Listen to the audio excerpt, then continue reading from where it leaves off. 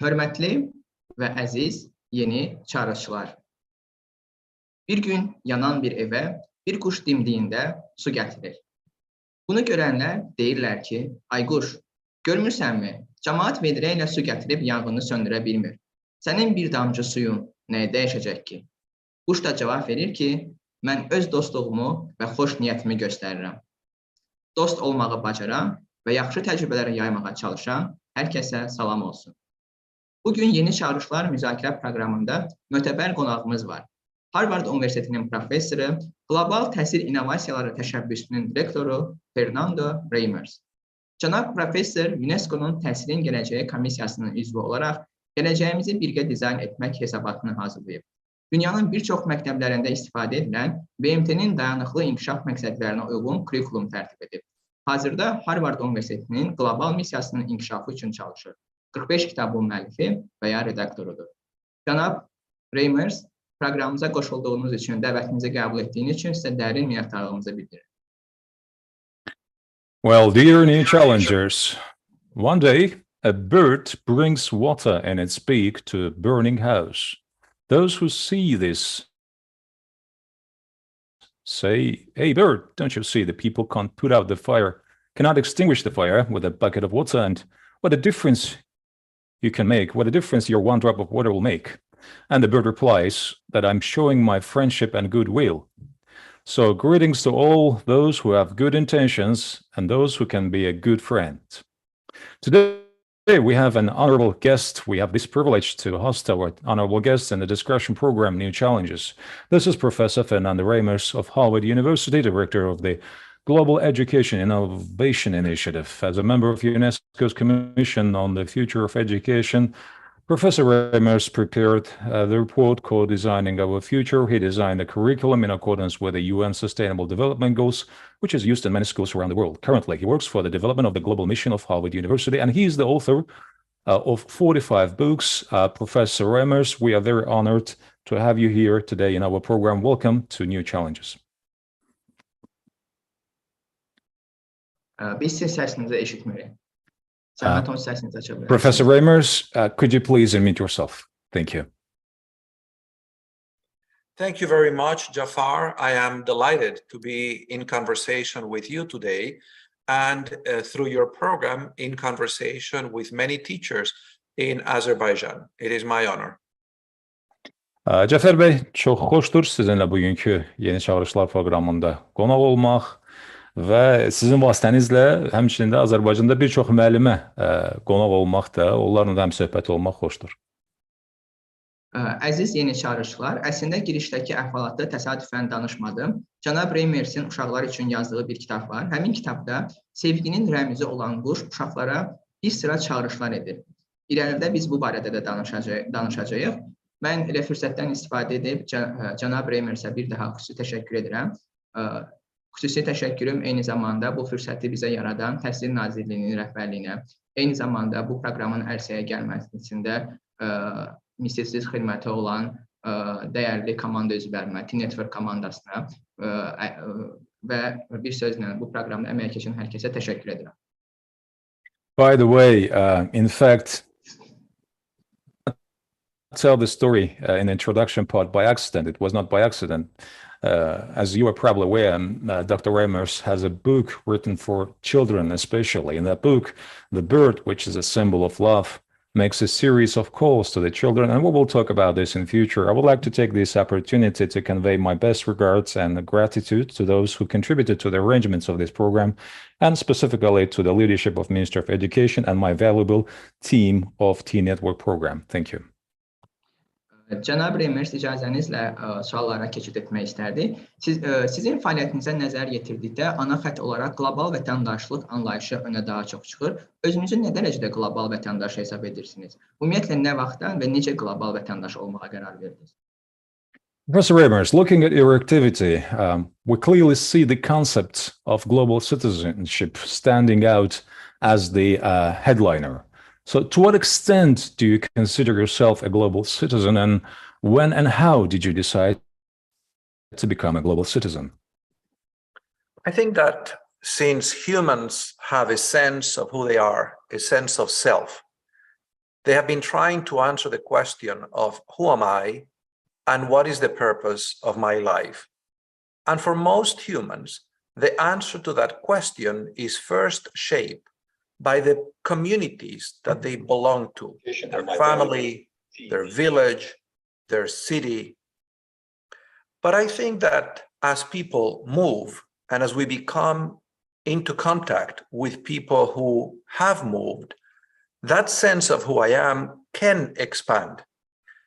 I think it was 20 centuries ago that a man who wrote playwrights, theater plays, a man named Terence, wrote in one of those plays, "To be human is to live so that nothing human is foreign to us." And to me, that encapsulates the idea of being a global citizen. A global citizen is someone who understands that just as you are a member of your family, of your community, of your village, of your nation, you are also a member of a much bigger community, which is the human species. Now, I don't think that one decides to become a global citizen, but I do think there are experiences that can help you understand that you are a global citizen. And I think in my case, those experiences were shaped by the fact that my parents themselves had moved from the country of their birth to the country where I was born. They were born in Spain. They migrated to Venezuela, where I was born. I lived in communities where there were many families who had come from different places. And then I went to a school that had been created by people who had also moved, teachers who had immigrated from France. And the principal of that school believed that it was very important for a school to help students understand their similarities, their commonalities, and to appreciate their differences across many divides. So she made an effort to make sure that in that school, there were students who were girls and boys from different national origins, from different religious backgrounds. And I think that and many other experiences helped me understand that I had the aspiration of living so that nothing human would be foreign to me. But I do think that the aspiration of being a global citizen is just that. It's a process. I don't think there is a moment when you say, I now am a global citizen. I have a passport of the world that says I'm a global citizen. I think one can look for experiences that can help us develop that understanding that there is much to share in common with other humans. And I believe that for most of humanity, when the first images of Earth, of planet Earth, were sent from space, that helped a lot of people understand that we were fellow travelers on this small planet traveling around the Earth. And more recently, the images that have been sent by this powerful telescope of our galaxy traveling with other galaxies have also helped a lot of people understand the shared humanity we have with other people. Cəfər bəy, sualınıza cavab olaraq bildirim ki, bəşər övladı öz yaradılışı etibarilə bütün təkamül və zaman boyunca öz kimliyini axtarmışdır. Mən kiməm, həyata nə üçün gəlmişəm? Bunu biz həm icmaların timsalında, ailələrin timsalında, kəndlərin, sonradan qəsəbələrin, şəhərlərin və ümumiyyətlə bütün cəmiyyətin timsalında görə bilərik. Bu məxsusiyyət məsələsi, mən hara mənsubam, mənim kimliyim və s.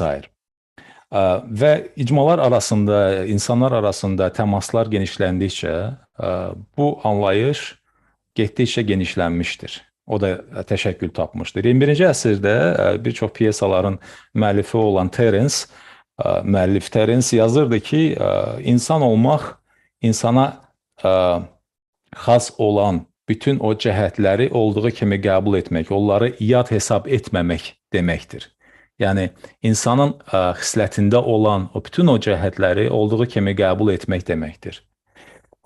Mən sizin o qlobal vətəndaşlıq sualınıza sözümü gətirirəm. İşə gətirib ki, mən bir çox həm ailələr, ölkələr,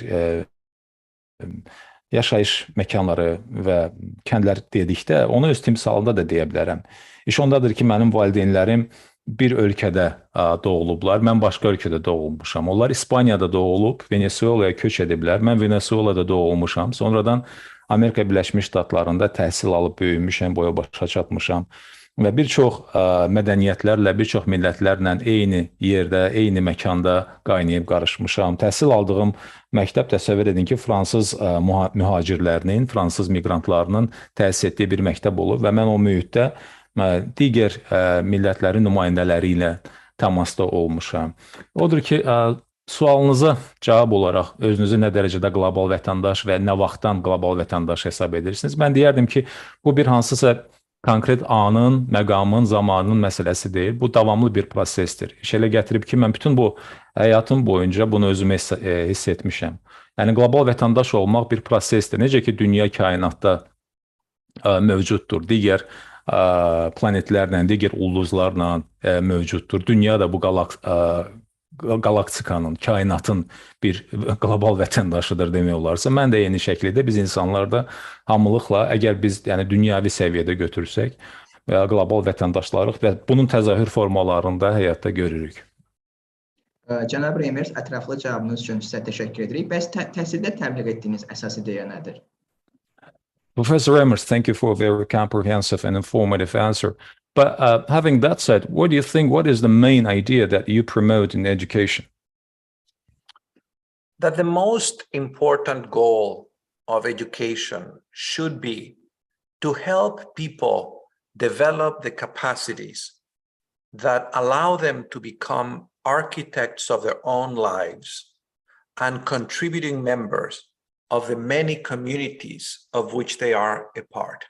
That the goal of education is to prepare people to be self-authoring individuals who can set their own purpose and who can achieve their purpose and who can join others in improving the many communities of which they are a part, from the most local community, their village, their city, to the planet.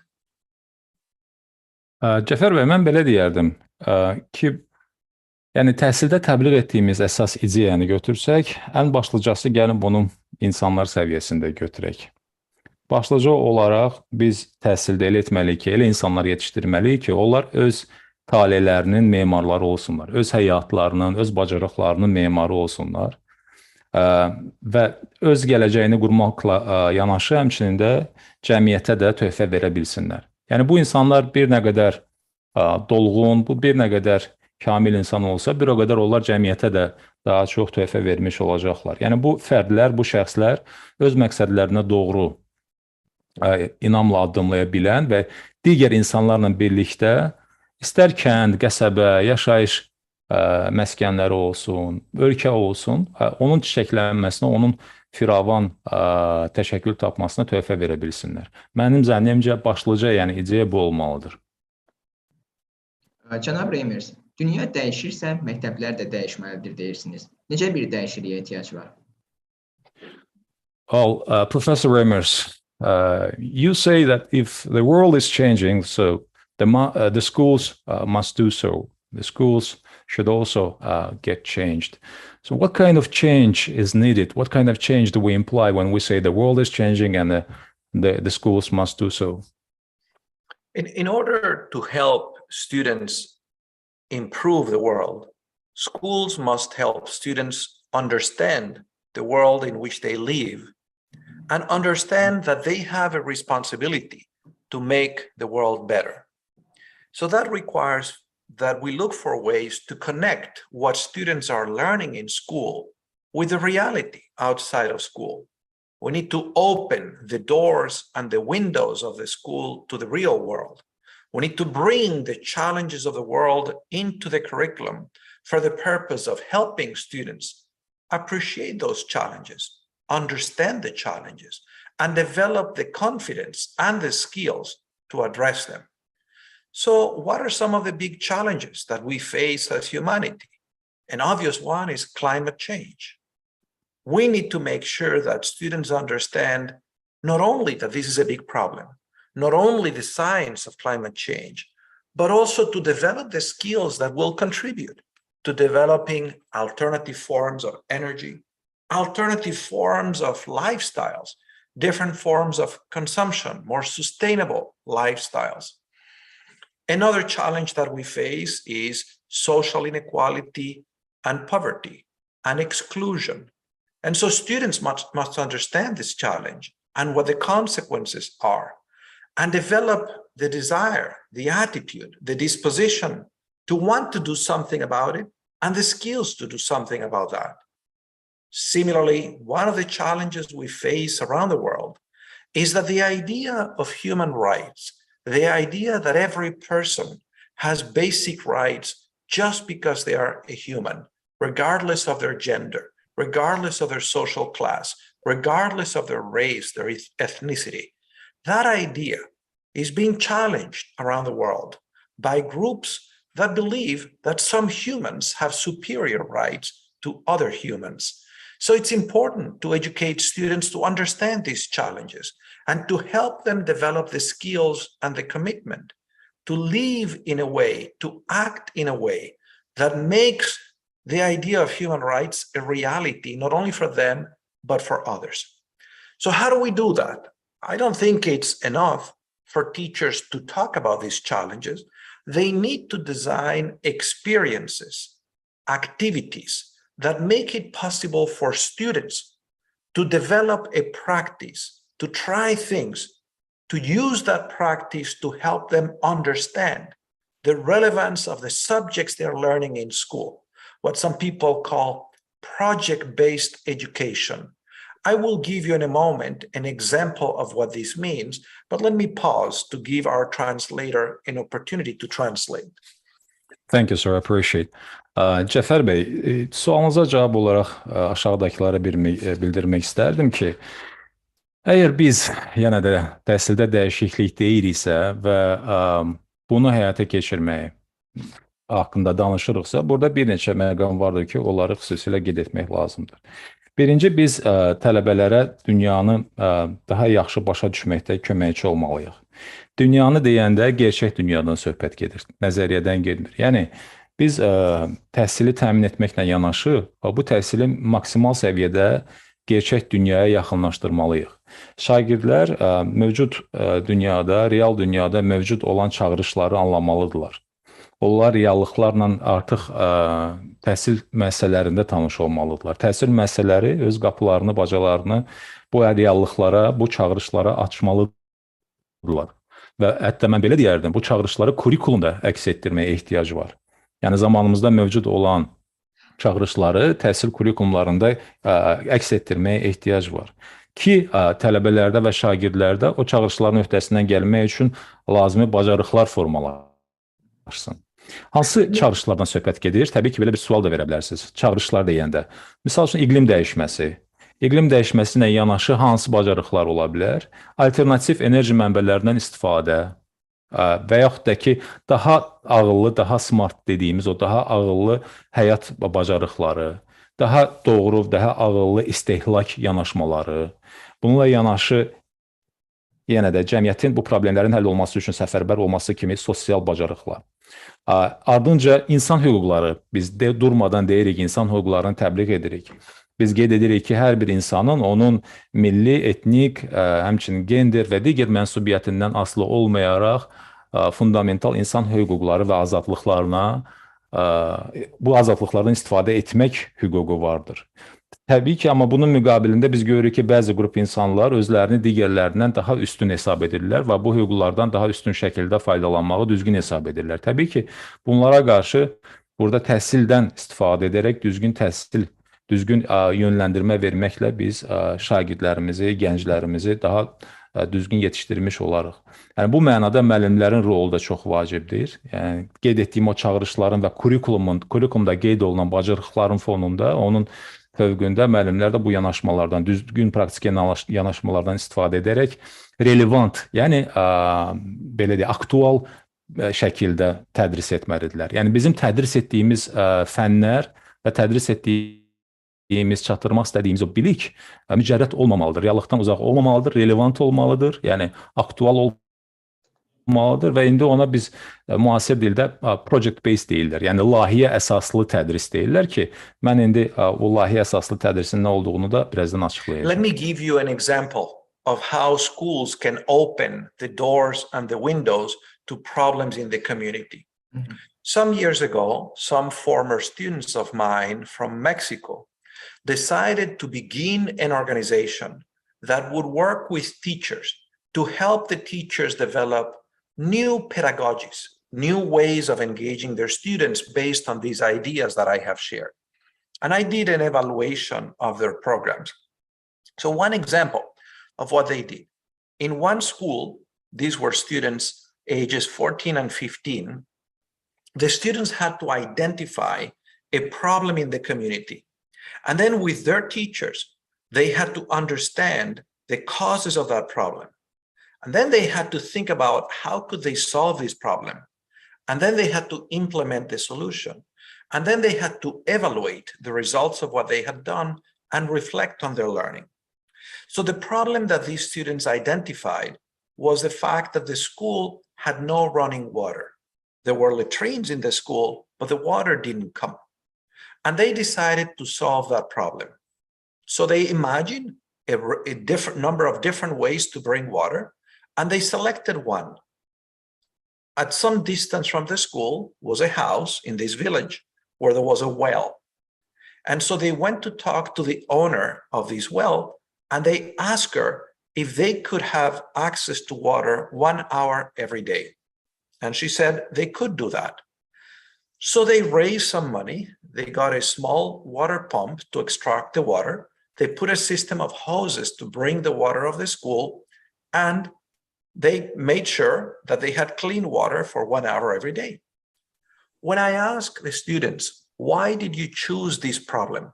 Their answer was very interesting. They said, nobody wants to be in a school where the bathrooms don't have water.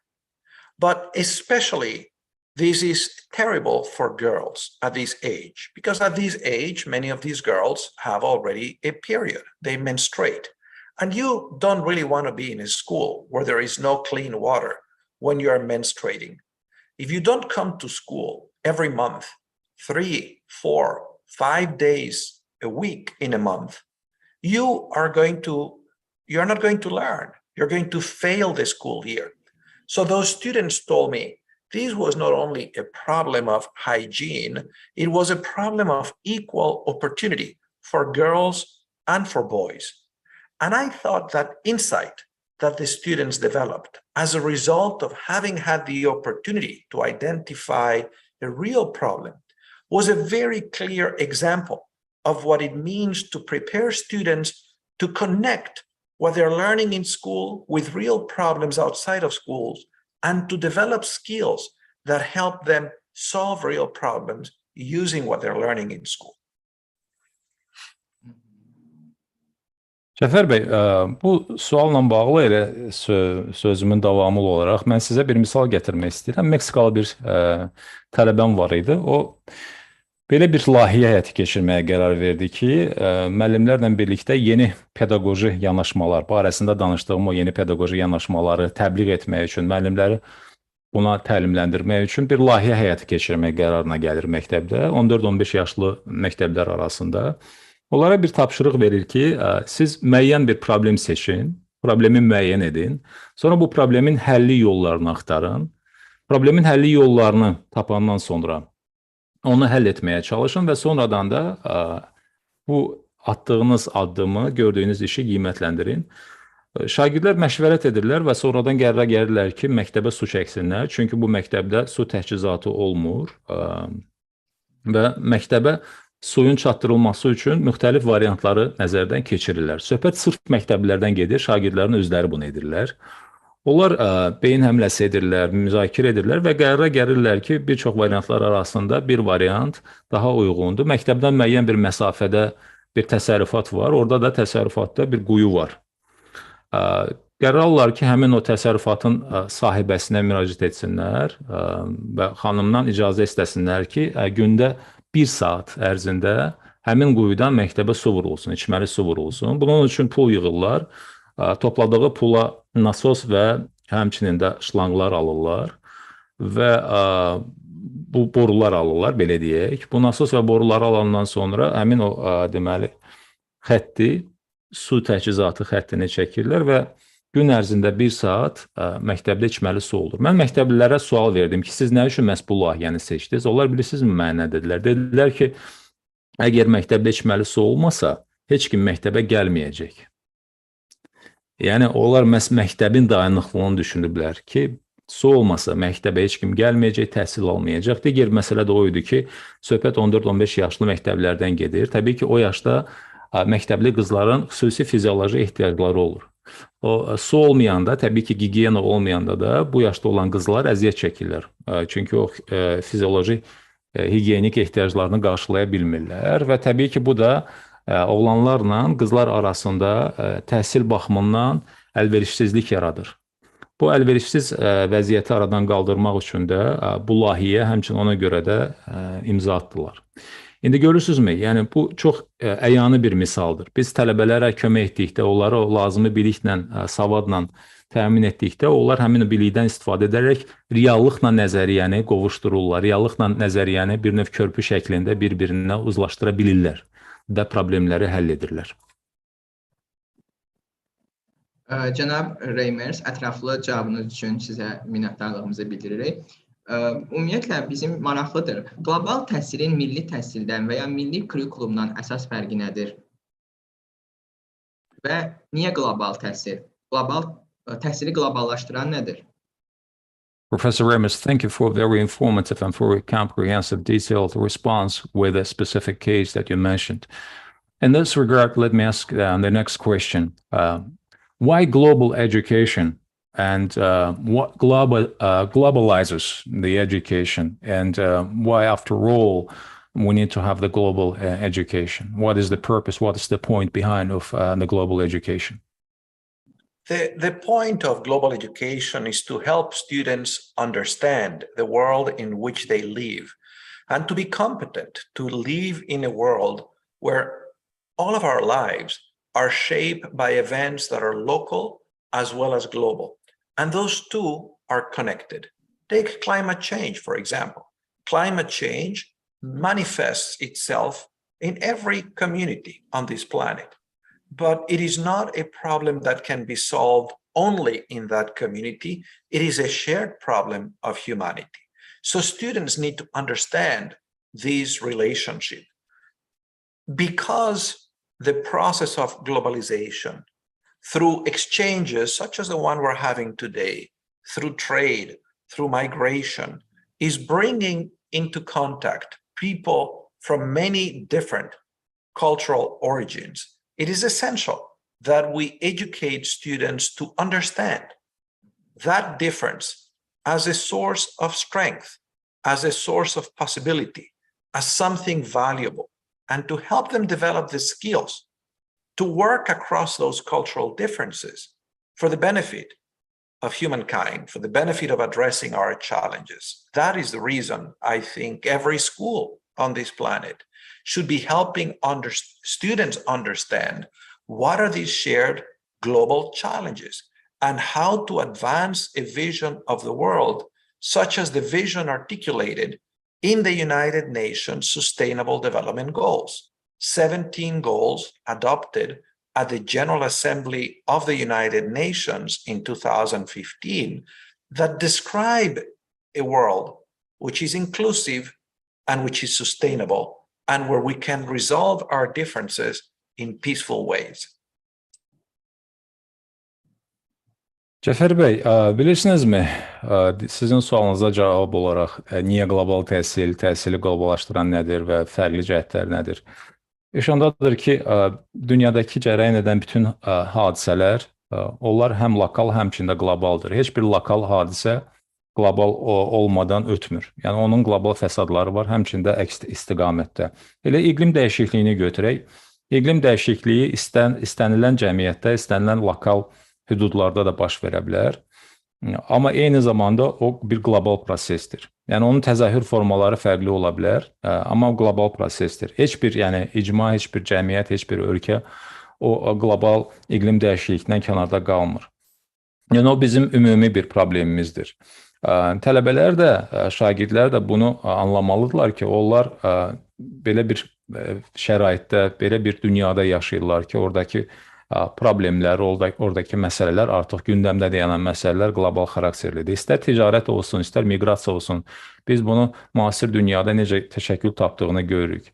Yəni cəmiyyətlər artıq bu ticarət, miqrasiya və yaxud da ki, iqlim dəyişikliyi kimi proseslərdən kənarda qala bilməzlər. Bunlar artıq qlobal miqyaslı proseslərdir ki, əslində təhsil də bu məsələləri özündə ehtiva etməlidir. Və biz burada fərqli cəhətləri, yəni ölkələr təbii ki, indi ölkələr, millətlər fərqli cəhətləri vardır. Amma bu fərqli cəhətləri bir güc kimi, bir üstünlük kimi görmək lazımdır. Üstünlük və güc mənbəyi kimi bəşəriyyət üçün. Və bu fərqli cəhətləri biz insanlığın, bəşəriyyətin faydasına çevirməliyik. Onları bizim faydamız üçün istifadə etməliyik. Bu mənada düşünürəm ki, hər bir məktəb də bu missiyanı anlamalıdır. Ki biz elə bir gənc nəsil yetişdirməliyik, elə insanlar yetişdirməliyik ki, onlar qlobal dünyanın qlobal vətəndaşları olsunlar. Bu məsuliyyəti hiss etsinlər, dünyanı qorunmaqla da bağlı. Baxın, elə Birləşmiş Millətlər Təşkilatının dayanıqlı inkişaf məqsədləri var, qısa olaraq SDG, ingilisində, Azərbaycanda DİM. Onlar, yəni ki, 17 konkret DİM-dir, yəni dayanıqlı inkişaf məqsədləridir ki, Baş Assambleya tərəfindən, BMT-nin Baş Assambleyası tərəfindən 2015-ci ildə qəbul edilmişdir və orada başlıca prinsiplər inklüzivlik və dayanıqlıqdır. Yəni, məhz inklüziv və dayanıqlı şəkildə biz dünyanı birlikdə yaxşılığa doğru apara bilərik. Cənab Reimers, xülasə etsək, qlobal təhsilin milli təhsildən əsas fərqini nədə görürsünüz? Professor Reimers, if to summarize, what do you see as the key difference, key distinction between the global education and the national education or national curriculum? Oh, I think they're complementary. I think that a national curriculum has the responsibility of helping students develop a sense of being members of an entity called a nation, of understanding the history, the geography, the challenges of that nation. But I do think that these should be complemented, enhanced with an understanding that this nation lives in a world and that students live in a world beyond the boundaries of a nation state, and that students also must understand how this nation relates to the world and must have the capacity to understand those issues that go beyond the frontiers of a nation, that cannot be resolved by a nation alone. Now, I do think that at the moment, many national curricula do not prepare students to understand the world. In many schools around the world, students do not know that there is such a thing as the United Nations. They do not learn that the United Nations was created at the end of World War II as a way to prevent another big world war. And that the way they did that was drafting an agreement called the Universal Declaration of Human Rights and committing to advancing these human rights for everybody. I think it is essential that students everywhere learn this, that they learn to accept, to respect, to embrace all of humanity, that they develop the skills to have empathy for other human beings. Sadly, we live in a world where there is still much violence perpetrated because some groups of humans deny others the very right to existence. Take the conflict in Ukraine, for example, a real tragedy, a real global tragedy, the result of the fact that the leader of Russia denies the Ukrainian people the right to existence. I think it's essential that students are prepared to prevent the horror of another big war or of the wars, such as the one that go on today against the Republic of Ukraine? Cəfər bəy, əslində mən düşünürəm ki, qlobal təhsillə milli təhsili və yaxud milli kurikulum müqayisə etsək, onlar bir-birini tamamlamalıdır. Milli kurikulumda bəli, bir tərəfdən ölkənin tarixi, ölkənin coğrafiyası, ölkənin keçdiyi yol, ölkənin sahib olduğu mədəni irs və s. bütün bunlar təbii ki, tədris olunmalıdır ölkə vətəndaşlarına, gənc vətəndaşlara.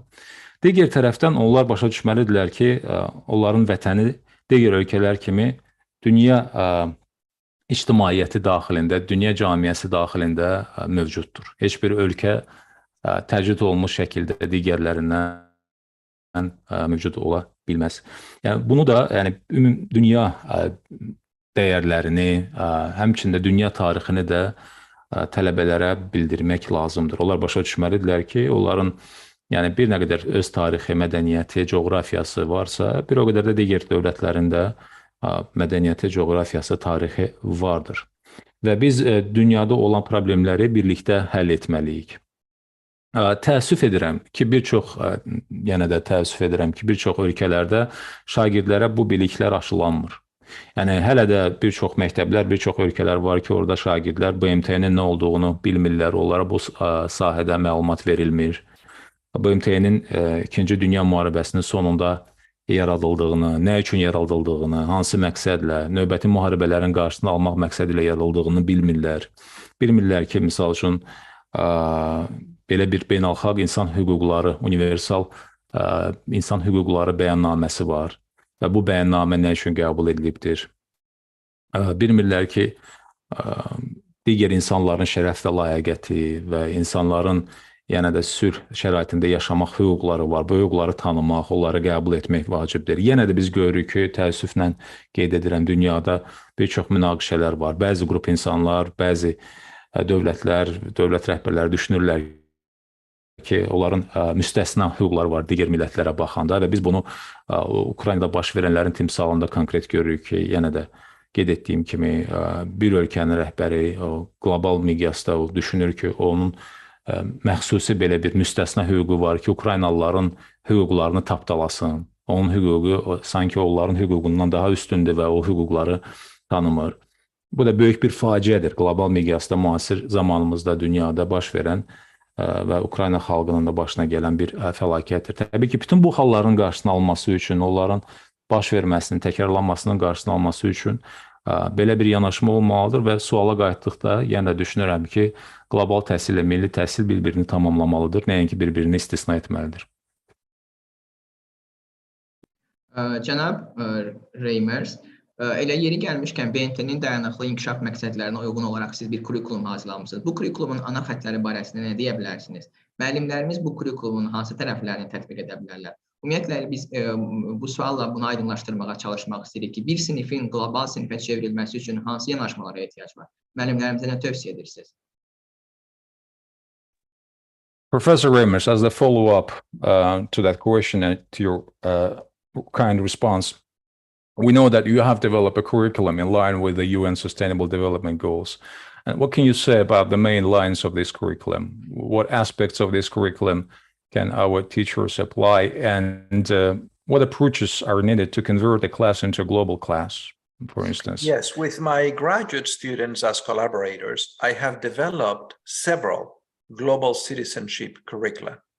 And I have just placed on the chat in the Facebook page where this is being broadcast links to places where that curriculum can be downloaded in English. The idea is very simple. The first curriculum that we developed was called the World Course. And what we did is we began with the UN Sustainable Development Goals and with the Universal Declaration of Human Rights. And we asked, what should a graduate of high school know, be able to do, and care about, so they understand these goals, they understand why they're important, and they can have the skills to advance a world that is more inclusive and more sustainable. And then we develop a project-based curriculum from kindergarten to the end of high school, 12 grades, that continuously engaged students in activities that were gradually building the full range of competencies that guide the development of that curriculum. We call that curriculum the World Course. And we made this curriculum available as a Creative Commons resource, which means that it's free, anyone can use it, they don't need to pay anybody. People are free to translate it into other languages. And this curriculum has been translated into multiple languages and is in use in thousands of schools around the world. Let me wait for the translation before I continue. Thank you, Professor. Cəfər bəy, deməli, bununla bağlı bəli, mən qeyd etmək istəyirəm ki, mən tələbələrimlə birlikdə belə bir, sizin də qeyd etdiyiniz kimi, dayanıqlı inkişaf məqsədlərinə uyğun olaraq kurikulum hazırlamışıq. Bu kurikulumun adı The World Course'dur, dünya kursudur.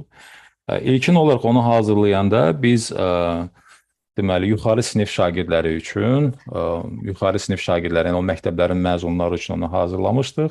Burada başlıca məqsəd BMT-nin dayanıqlı inkişaf məqsədləri və BMT-nin həmçinin də insan hüquqlarına dair universal bəyannaməsi idi. Bu iki sənədi əsas bir istinad sənədi kimi götürmüşdük və burada başlıca məqsəd o idi ki, tələbələrə bu deməli BMT-nin bu təşkilatı sənədləri haqqında və insan hüquqlarına dair olan bu sənəd haqqında məlumatlandırmaq. Necə edək ki, onlar bu bilikləri əldə etsinlər, bu bilikləri tətbiq etsinlər və dünyanın daha da dayanıqlı, daha da inklüziv olması üçün öz tövhəsini versinlər. Bilsinlər ki, dayanıqlı inkişaf məqsədləri nədir, bilsinlər ki, insan hüquqlarına dair BMT-nin universal bəyannaməsi nədir. Sonradan biz bunu tək yuxarı sinif şagirdləri üçün deyil, ümumiyyətlə bütün 12 deməli sinif üçün kurikulum formasına aldıq və bunu bir bələdçi rəhbər təlimat sənədi etdik.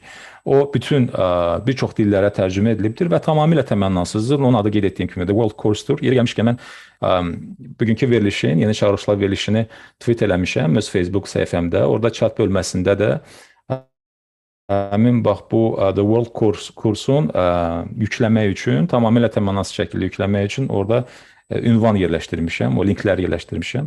Çünki bunlar, biz istəyirdik ki, bütün dünyaya çatımlı olsun, əlçatan olsun, hamı istifadə edə bilsin.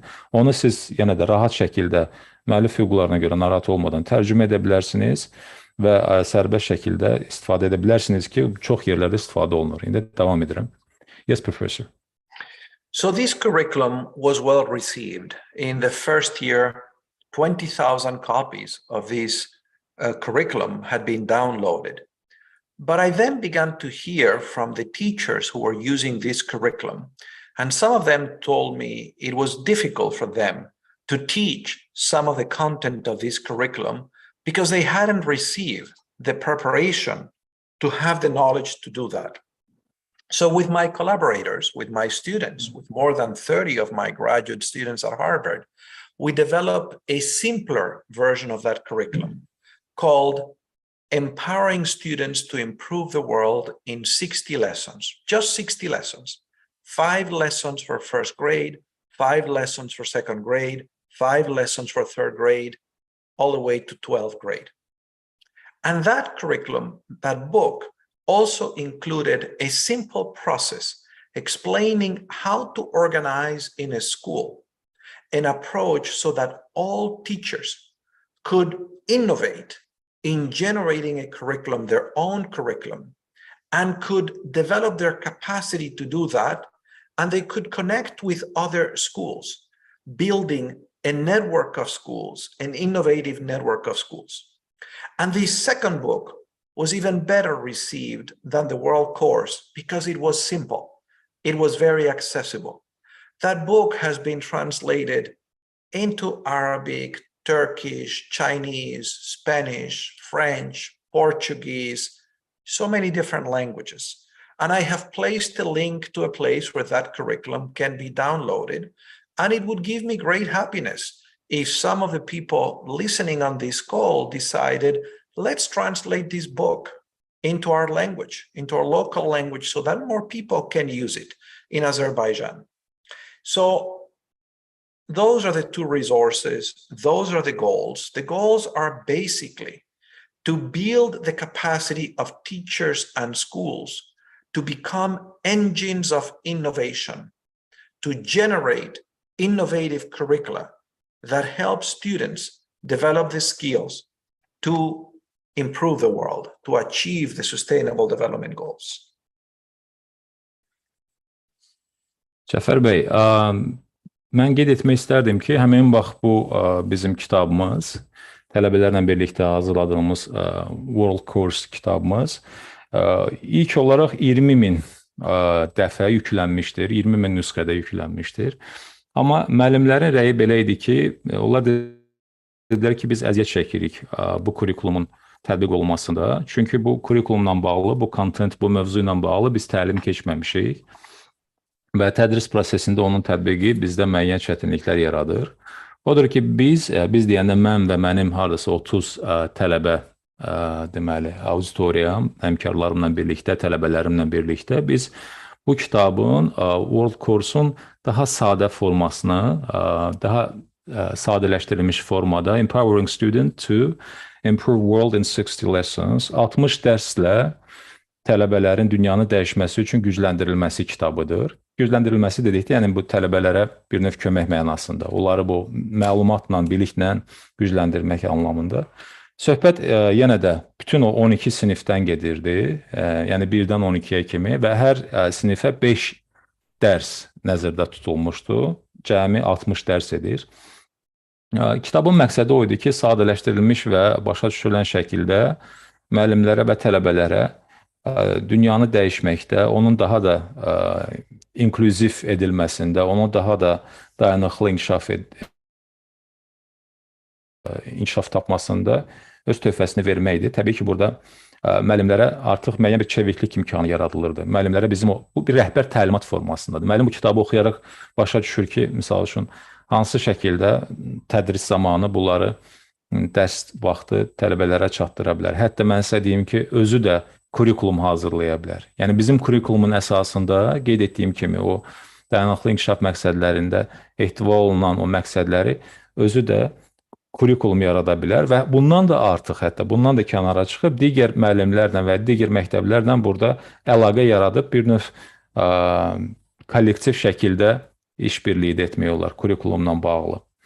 Və həqiqətən də bu kitab bir bestseller, mən deyərdim ki, oldu. Müəllimlər tərəfindən çox müsbət qarşılandı. Ərəb, türk, ispan, portuqal dillərinə, çin dilinə tərcümə olundu. Və yeri gəlmişkən mən yenə də onun linkini yerləşdirmişəm həmin o chat bölməsində, Facebook səhifəmdə. Əgər siz onu yükləmək istəsəz, yəni yenə də hörmətli müəllimlərimiz Yeni çağırışlar verilişinin auditoriyası yükləmək istəsə çox sevinərəm. Onu yəni tərcümə etmək də olduqca faydalı olar. Onun daha da geniş şəkildə istifadəsinə imkan yaradar. Bu müəllimlər üçün bir əlavə bir əyani vəsait kimi də köməkçi olar ki, çünki bu prosesdə müəllim aparıcı qüvvədir. Dünyanın daha da inklüziv və daha da qeyd etdiyim kimi dayanıqlı olması üçün. Cənab Reimers. In addition to those two curricula, the World Course and the 60 Lessons, also with my graduate students, we have developed other examples of how to develop curriculum aligned with the SDGs, just to show that there are multiple ways to do that. And I have placed on the Facebook page, where this is being translated, two of those publications. One is called Learning to Collaborate for the Global Common Good, and the other one is called 12 Lessons, which was something which I developed with a group of teachers in the United States to teach them how they could collaborate across their various states. Now, today with us live, we have over 100 teachers. And you might think 100 is a small number given the size of Afghanistan, of Azerbaijan, but 100 people can achieve great things with the power of technology. If only some of the teachers who are joining us today decided that they want to be the pioneers in Azerbaijan, developing a curriculum in your context, inspired by the examples I have shared, aligned with the SDGs, I am sure that you could have enormous impact, enormous beneficial impact, bringing to reality the aspirations of this report of UNESCO's Commission on the Futures of Education to reinvent, to reimagine the culture of education. Cəfər bəy, fikrimi davam etdirərək qeyd etmək istərdim ki, bu nəşrlərlə yanaşı World Course və 60 Lessons, yəni dünya kursu və 60 dərslə yanaşı bizim bu dayanıqlı inkişaf məqsədləri ilə bağlı kurikulumun hazırlanmasına dair bir sıra digər nəşrlərimiz də olubdur. Bu nəşrlərdən ikisini qeyd etmək istərdim. Onların adlarını mən chat bölməsində qeyd etmişəm. Burada qlobal rifah baxımından, qlobal fayda baxımından töhfə vermək üçün olan bir kitabdır. İkincisinin adı isə sadəcə olaraq 12 dərsdir. Bu 12 dərsi mən Amerika Birləşmiş Ştatlarının müxtəlif təhsil müəssisələrinin müəllimləri ilə birlikdə hazırlamışıq və onlar üçün hazırlamışıq ki, Amerika Birləşmiş Ştatlarının müxtəlif ştatlarında məhz demin əsasında, dayanıqlı inkişaf məqsədlərinin əsasında kurikulumun hazırlanması üçün müəllimlər bundan istifadə etsinlər, bu rəhbər təlimatlardan. İndi təbii ki, deyə bilərsiniz ki, mən baxıram da auditoriyanın sayına, deyək ki, bu yeni çağırışları izləyənlərin sayı 100-dən, deyək ki, 100 və daha çox müəllimdir. Bəzilərinə bu o qədər də çox gələ bilməz, yəni Azərbaycan kimi ölkənin miqyasında, timsalında bu heç də böyük rəqəm görsənməyə bilər. Amma bunu biz texnologiyaya vursaq, təbii ki, bu bugünkü veriliş yazılır, sonra translyasiya olunur, ötürülür, yayımlanır, çatdırılır. Təbii ki, bu daha da böyük bir miqyas deməkdir. Daha da böyük bir müəllim cəmiyyəsi, icması deməkdir. Ona görə bu baxımdan həqiqətən də bu nəşrlərin əhəmiyyəti olduqca böyükdür. Cənab Reimers, biz də T-Network'un Facebook səhifəsində zaman-zaman sizin o qeyd etdiyiniz kursu tərcümə edərək, Azərbaycan dilində tərcümə edərək izləyicilərimizlə paylaşacağıq. Sualımıza davam etsək, gələcəyin təhsil modeli, indiki təhsil modelindən nə ilə fərqlənməlidir sizcə, cənab Reimers?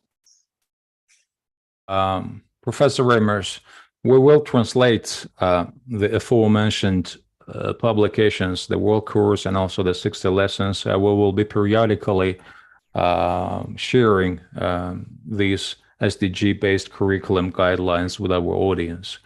Having that said, what do you think? How should the education model of the future differ from the current education model? I think education should, above all, help students answer the questions, who am I? What is my purpose in the world? In a way that helps students develop autonomy, the capacity to set personal goals, and the confidence and the skills to achieve them, and also the capacity to join others in making the communities of which they are members, communities where the human rights of every person are a reality, communities that are inclusive, communities where we can solve our differences in peaceful ways, communities in which we relate to the planet in a way that is sustainable. And I think that in order to do that, education needs to be engaging, education needs to be exciting, education needs to be fun. Students should see the school not as a boring place where they go to fulfill the desires of other people, but as an exciting place where they go to become their best selves. Cəfər bəy, mən ilk öncə düşünürəm ki, biz əgər gələcək haqqında danışırıqsa, yəni gələcəyin təhsil modeli haqqında danışırıqsa, hər bir halda istər indi, istər gələcəkdə təhsil sistemi tələbələrə mən kiməm sualına cavab verməkdə kömək etməlidir. Mənim bu dünyada təyinatım, məqsədim nədir, nədən ibarətdir? Yəni bu missiyanın başa düşülməsində, tapılmasında istənilən təhsil sistemi onun iştirakçılarına kömək etməlidir. Yəni müəyyən mənada tələbələrdə özünü dərk etməkdə, dünyanı kəşf etməkdə, məqsədlərini müəyyən etməkdə bir avtonomiya, yəni bir müstəqillik formalaşmalıdır. Digər tərəfdən onlar reallıqların həll olunmasında, insan hüquqlarının həqiqətən də bir reallıq olduğunu başa düşməkdə, bu insan hüquqlarının təşəkkül tapmasında, daha da inklüziv cəmiyyətlərin qurulmasında, problemlərin məhz inklüziv şəkildə həll olunmasında töhfə verməyi də bacarmalıdır, öyrənməlidir. Bir tərəfdən həyatdakı təyinatlarını, məqsədlərini, kimliklərini, digər tərəfdən isə digər insanlarla birlikdə sülh şəraitində yaşayıb inklüziv cəmiyyət yaratmaqda töhfə verməlidirlər. Bu baxımdan mən düşünürəm ki, təhsil coşqulu olmalıdır, maraqlı olmalıdır, həyəcan verici olmalıdır, cansıxıcı olmamalıdır. Məktəbdə məhz şagirdlər ora gəlib kəşflər etməlidirlər və bunu yenə də qeyd etdiyim kimi çox həyəcanlı, coşqulu şəkildə etməlidirlər, nəinki can sıxıcı bir məkan kimi. Onlarla birlikdə sülh şəraitində yaşayıb inklüziv cəmiyyət yaratmaqda töhfə verir. Yeri gəlmişkən professor Reimers coşqulu olmalıdır, maraqlı olmalıdır, həyəcan verici olmalıdır, can sıxıcı olmamalıdır. Məktəbdə məhz üzr istəyirəm, zəhmət olun. Deməli, cənab Reimers, sizin sözünüzə qüvvət, cansıxıcılıq barəsindəki qeydinizə bir istinad etmək istəyirdim. Deməli, bizim Yeni Çağırışlar proqramında qonaq olan bir sıra mütəxəssis uşaqların məktəbdən sıxıldığını, onların məktəbdə xoşbəxt olmadığını etiraf ediblər. Və siz bu barədə nə düşünürsünüz? Əgər bu fikirlə razılaşırsınızsa, vəziyyəti necə dəyişə bilərik? Məktəb həyatını, həyat məktəbinə çevirmək üçün hansı çağırışlara cavab verilməlidir? Professor Reimers, just to follow up, by the way, what we have noticed, a number of the scholars who were guests in the New Challenges program, they admitted that the children are bored at school and they are not happy at all at school. What do you think about it? If you agree with this thinking, with this statement, how can we change the situation and what challenges must be responded to make school life really an exciting life? How should we prepare people for the future in an exciting and fun manner? There are many different schools around the world. One of the big successes of the creation of the Universal Declaration of Human Rights, in including the right to education, is that humanity succeeded in bringing almost every child to school to spend a number of years in school. And with that success, there was also great variation on what that experience looks like. There are some schools where students are very happy, they are learning what they need, and they go on to improve their lives as a result of that. But there are also schools where students are not treated well. In some schools, students are punished harshly by their teachers. In some schools, students go and they are taught in a language they cannot understand. In some schools, students go and they learn a curriculum where they are invisible. Their identities are invisible.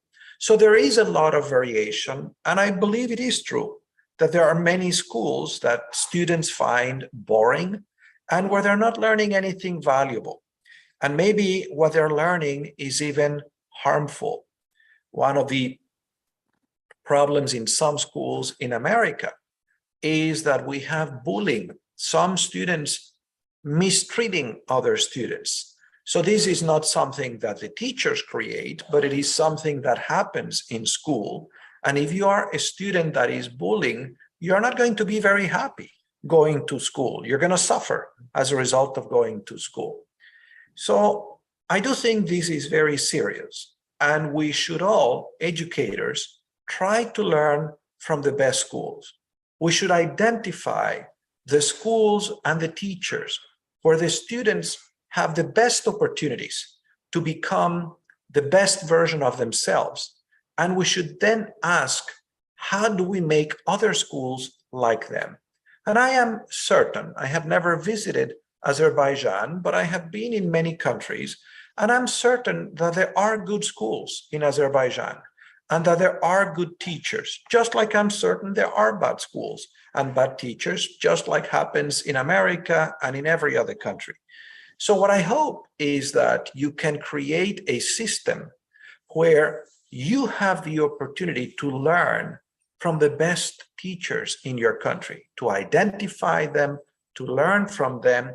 You know, there are simple things that can be done to cause people to become more interested in excellence in education. One of them is to create a simple process of recognition of good teaching in every school. Find a way once a year for students, for teachers, for parents to nominate the teacher that they think has been most successful in exciting their students, in teaching their students. And then create a process to maybe give some kind of an award, maybe some money, some recognition. But the beauty of that process is that it causes everybody to become engaged in paying attention to what is happening in the school, and it educates parents and it educates students into understanding the difference between good education and bad education, and to push a process that will try to make everybody better. Cəfər bəy, mən düşünürəm ki, ümumiyyətlə bu sahədə müxtəlif məktəblər vardır. Yəni, bəli, elə məktəblər təəssüf ki, vardır ki, o məktəblərdə təhsil faydadan çox ziyan gətirir. Və orada qeyd etdiyim kimi, BMT-nin daxili inkişaf məqsədləri və bu məqsədlərdən irəli gələn vəzifə və öhdəliklər, anlayışlar aşılanmır. Hətta bu məktəblərdə tələbələr cəzalandırılır, bəzi məktəblərdə çox ciddi cəzalandırılır, yəni belə məktəblər də var. Elə məktəblər var ki, orada tədris olunan fənlər və yaxud da ki, o bilik əslinə qalanda şagirdlərə ziyandır, onların faydasına deyil. Və bəzi kurikulumlar var ki, o kurikulumda ümumiyyətlə şagirdin yeri görsənmir. O sanki görünməz bir obyektdir. Amma bununla yanaşı yaxşı məktəblər də vardır. Müsbət bir nümunə olan məktəblər də vardır. Və ABŞ-da misal üçün, ABŞ-ın özündə bullying deyilən bir problem geniş yayılmışdır məktəblərdə. Şagirdlər tərəfindən digər şagirdlərin incidilməsi. Bunu təbii ki, müəllimlər təbliğ və təqlid etmirlər. Amma bu proses baş verir. Bunların aradan qaldırılması üçün biz ilk növbədə gərək yaxşı məktəblərin misalında özümüz üçün müəyyən ibrətlər çıxaraq. Görək ki, bu yaxşı uğurlu məktəb modellərində hansı təcrübələrdən istifadə olunur, orada təhsil prosesi necə aparılır və çalışıb onu çoxaldaq, onu ölkə miqyasında digər məktəblərdə də tətbiq edək. Yəni, bu yaxşı məktəblər var. Mən əminəm ki, Azərbaycanda da onların sayı az deyil. İstər Azərbaycanda, istər ABŞ-da və yaxud da ki, digər yerlərdə. Onları təhlil edib, onlardan öyrənmək də çox vacibdir. Digər tərəfdən, yaxşı müəllimlər, yəni bu sahədə öz peşəsini öhdəsindən yaxşı gələn müəllimlərdən də öyrənmək olduqca önəmlidir. Və burada bir məsələni də qeyd etmək istərdim. Müəllimlərin zəhmətini, onların əməyini qiymətləndirmək də çox vacibdir. Yəni, bunun müxtəlif yolları var. Ən azı ildə bir dəfə valideynlərin, şagirdlərin iştirakı ilə, icmanın iştirakı ilə müəllim əməyinin və fərqlənmiş müəllimlərin mükafatlandırılması, onların qeyd olunması ola bilər. Şərt deyil ki, yəni hansısa müstəsna bir hədiyyə olsun, mükafat olsun, amma ən azından o müəllimin zəhmətini qiymətləndirilməsi və məktəbə, yəni məktəbdə o təhsil prosesinə ictimaiyyətin cəlb olunması prosesi də olduqca önəmli və vacibdir. Yəni, bütün bunlar qeyd etdiyim kimi bizə nümunəvi təhsilin, nümunəvi məktəblərin yaradılmasında kömək edə bilər. Cənab Reimers, yaxşı məktəb modelindən danışmışkən, izləyicilərimizə Sinqapur təhsilindən 15 məktub kitabınızdan hansı məqamları xüsusi vurğulamaq istərdiniz? Ümumiyyətlə, bir sinifin qlobal sinifə çevrilməsi üçün hansı yanaşmalara ehtiyacımız var? Well, speaking about the good model of school, what points would you like to highlight to our audience, Professor Reimers, based on your book, 15 Letters on Education in Singapore, Reflections from a Visit to Singapore in 2015? Yes, let me first say that this book was not written by me alone, but was written with 15 colleagues, educators from Massachusetts, after we visited Singapore to study their education system. And we wrote this book to share with our fellow educators in Massachusetts what we had learned and what we thought were some useful lessons for our state based on what Singapore was doing. And then we published this book for free. Anyone can find this book on Amazon and the cost is zero. Download it for free. The title is 15 Letters on Education in Singapore.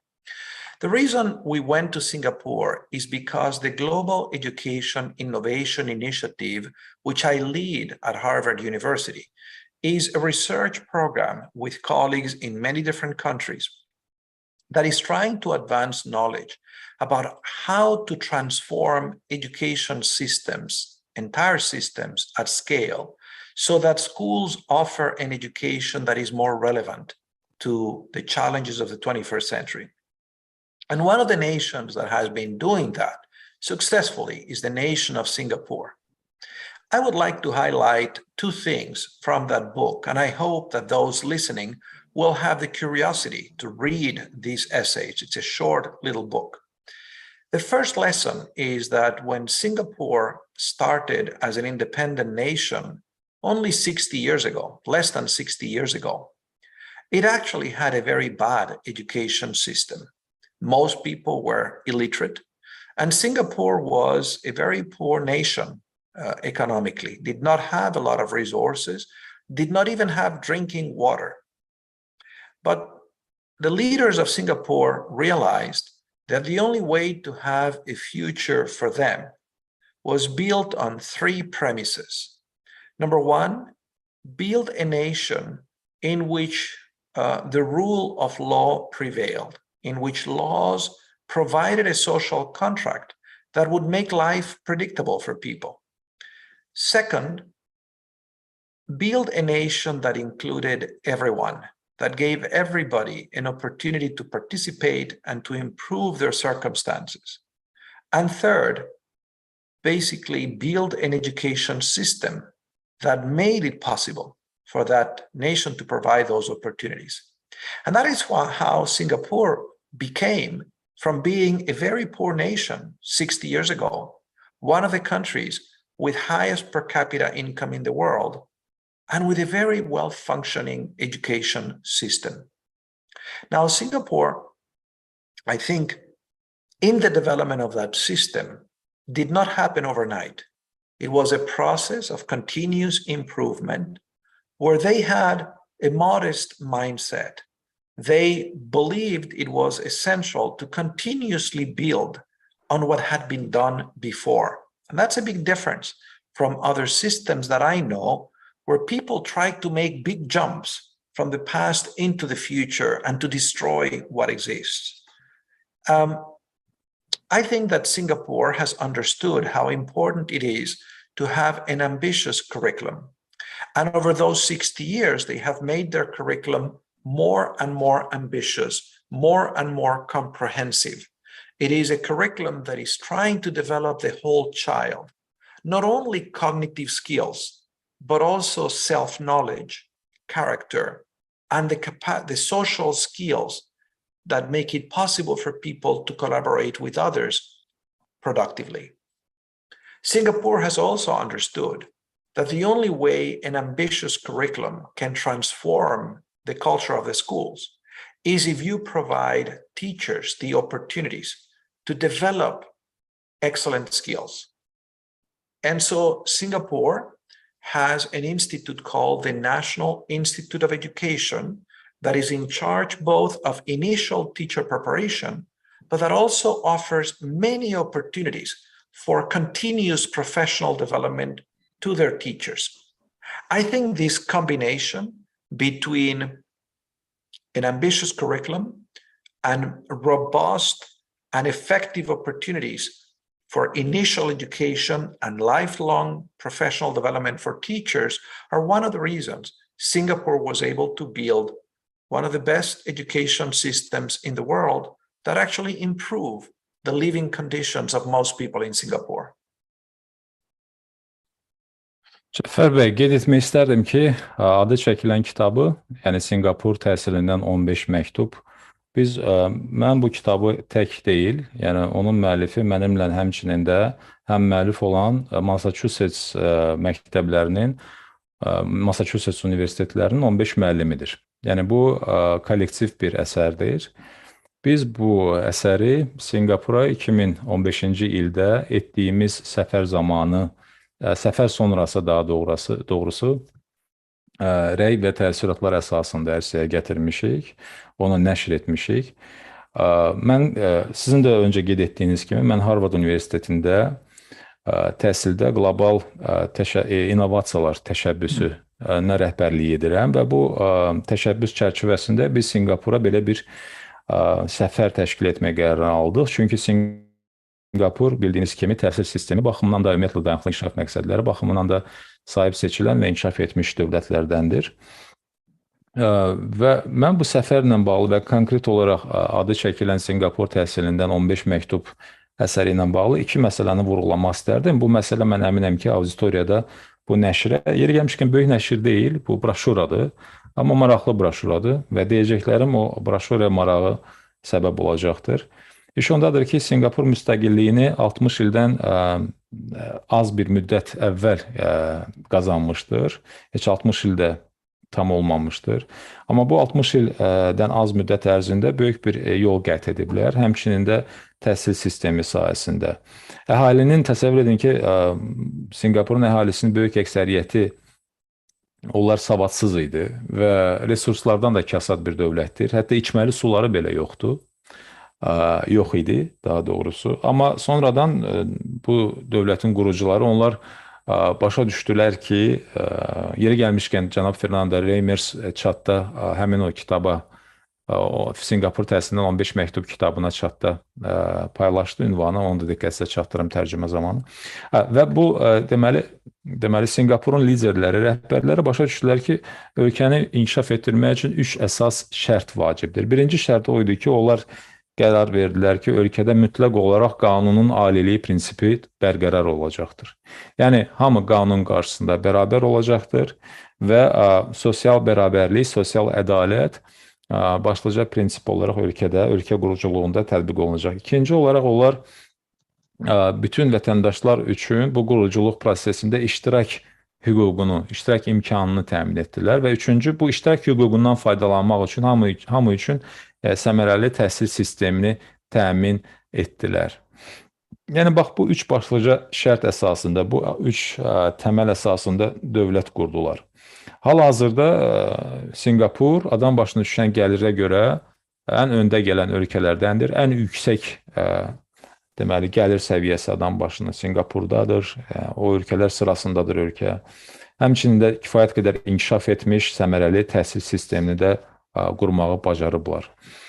Singapuru fərqləndirən cəhətlərdən birini mən qeyd etmək istəyirəm. Mən görürəm ki, onlar təhsil sistemini qurarkən əvvəlki təhsil təcrübəsindən imtina etməyiblər. Bir çox dövlətlərdə biz görürük ki, əvvəlki təhsil yanaşmalarını kənara atırlar, onlardan imtina edirlər. Amma Singapurda mövcud olan o təhsil təcrübəsini, qət edilən yolda əldə olunan nəticələri onlar növbəti təhsil sistemini qurarkən ondan istifadə edirlər. Bu da onları fərqləndirən cəhətlərdən biridir. Xülasə edim, sonda deyim, Singapurun təhsil sistemini, yəni bu kitab əsasında deyirəm, nədir? Birinci, çox ambisiyalı, yəni çox iddialı kurikulumun olması. Digər tərəfdən, yəni idealı deyəndə onlar tək kognitiv, tək zehni bacarıqların inkişaf etdirilməsi deyil, həmçinin də tələbələrin özünü dərk etmə, yəni onların şuurunun inkişaf etdirilməsi, sosial dərrakə, sosial bacarıqlar, təcrübə kimi bacarıqlar inkişaf etdirilir. İkinci, onlar müəllimlərin inkişaf etməsi üçün çox gözəl imkanlar yaradırlar. Bu mənada Singapurda müəllimlərin təkmilləşməsi üçün ayrıca belə bir qurum da yaradılıb. Onun adı National Institute of Education, Milli Təhsil İnstitutudur. Bu Milli Təhsil İnstitutu müəllimlərin həm təhsili və onların deməli hazırlığı və həmçinin də ixtisas artırması ilə məşğuldur. Yəni orada həm o bizim bildiyimiz o universitet təhsili, həmçinin də müəllimlərin hazırlığı baxımından, həmçinin də ixtisas artırma imkanları yaradılıbdır. Yəni yenə də yekun olaraq kifayət qədər iddialı kurikulum, Üstəgəl müəllimlərin inkişaf etməsi üçün həm sərt tələblər, həmçinin də gözəl fürsət və imkanlar Sinqapurun təhsil sisteminin xarakterizə edən cəhətlərdir. Çox təşəkkür edirik cənab Reimers. Yeri gəlmişkən əziz izləyicilər, biz cənab Reimers'in qeyd etdiyi kitabları şərh bölməsində paylaşdıq. Siz həmin deməli linkə daxil olaraq kitabları əldə edə bilərsiniz. Thank you enormously, Mr. Reimers. Thank you indeed. We have shared the links to the publications that you have kindly mentioned, that you have kindly shared with us, so the audience of the New Challenges can benefit from those publications. Cənab Reimers, bu reglamentimizi nəzərə alaraq yekun 3 və ya maksimum 4 sualı sizə ünvanlamaq istəyirəm. Qısaca verməyinizi xahiş edirəm. Əgər mümkündürsə bu 3-4 sualı sizə ünvanlamaq istəyirəm. Təşəkkür edirəm. Mr. Reimers, as we are approaching the end of the program and having in mind the time limit, we would like to address you a final 3 questions, and we would appreciate your concise responses. Thank you, sir. Thank you so much for your brilliant time.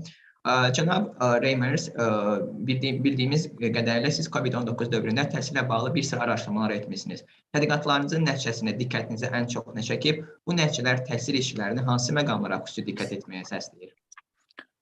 Professor Reimers, we know that you have done a number of profound studies related to the education in the period of COVID-19 outbreak. So what actually caught your attention as the most in the process of your research? What were the key findings, if you like, and these results, what do you think in regards to educators, what they should pay special attention in your findings? Thank you. In March of 2020, when the COVID pandemic was declared, I began to study the educational impact of COVID around the world.